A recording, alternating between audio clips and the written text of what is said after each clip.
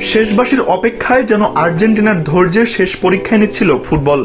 112 minute পর্যন্ত score line ছিল 1-1। Match তখন ধীরে ধীরে টাই ব্রেকারের দিকেই এগোচ্ছিল। ঠিক সেই মুহূর্তে হুলিয়ান আলভারেজের পা থেকে বেরিয়ে আসে 25 গজ দূর থেকে নেওয়া দুর্দান্ত এক বাঁকানো শট। চোখ ধাঁধানো সেই গোলেই বদলে যায় ম্যাচের গল্প।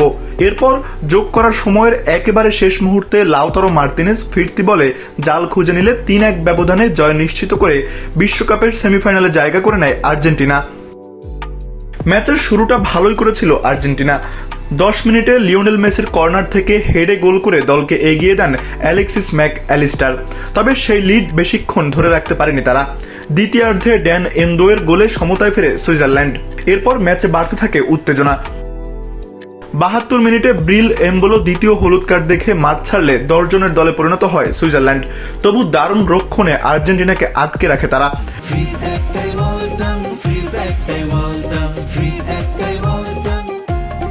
স্কালোনির দলও একের পর এক আক্রমণ করেও গোলের দেখা পাচ্ছিল না।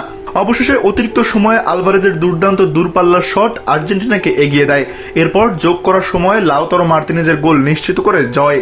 এই জয়ে সেমিফাইনালে ইংল্যান্ডের মুখোমুখি হবে আর্জেন্টিনা। তবে জয়ের আনন্দের মাঝেও কিছু প্রশ্ন রয়ে গেছে। নির্ধারিত সময়ে আর্জেন্টিনা খুব বেশি পরিষ্কার সুযোগ তৈরি করতে পারেনি।